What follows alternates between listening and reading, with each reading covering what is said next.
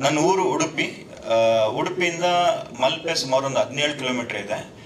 ನನ್ನ ಊರಿಂದಲೂ ಕೂಡ ಮಲ್ಪೆ ಅವರಂದ್ರೆ ನಮ್ಗೆ ಸ್ವಲ್ಪ ಭಯ.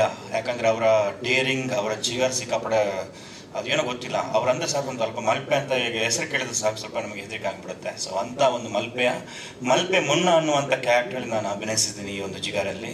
ಸೊ ನಮ್ಮ director thank you very much, ತುಂಬ ಅದ್ಭುತವಾದ ಕ್ಯಾರೆಕ್ಟರ್ನ ಕೊಟ್ಟಿದ್ದೀರಾ.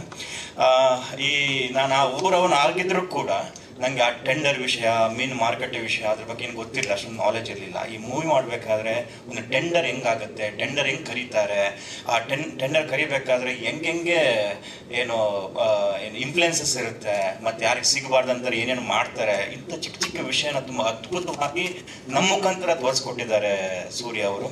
ಯಾಕಂದರೆ ಅವ್ರ ಮನೆ ಕೂಡ ಸಮುದ್ರದಿಂದ ಸ್ವಲ್ಪ ಹತ್ತಿರದಲ್ಲೇ ಇದೆ, ಹಾಗಾಗಿ ಅವ್ರ ಜಿಗರ್ ಕೂಡ ತುಂಬ ಸ್ಟ್ರಾಂಗ್ ಇದೆ. ಸೊ ಅದನ್ನು ತೋರಿಸ್ಕೊಟ್ಟಿದ್ದಾರೆ. ಈಗ ನಮ್ಮ ಚಿತ್ರರಂಗಕ್ಕೆ ತುಂಬ ಆಷಾಢದ ದಿನಗಳು, ಮೂವೀಸ್ ಎಲ್ಲ ಅಷ್ಟೊಂದು ಚೆನ್ನಾಗಿ ಹೋಗ್ತಾ ಇಲ್ಲ, ಏನೂ ಇಲ್ಲ.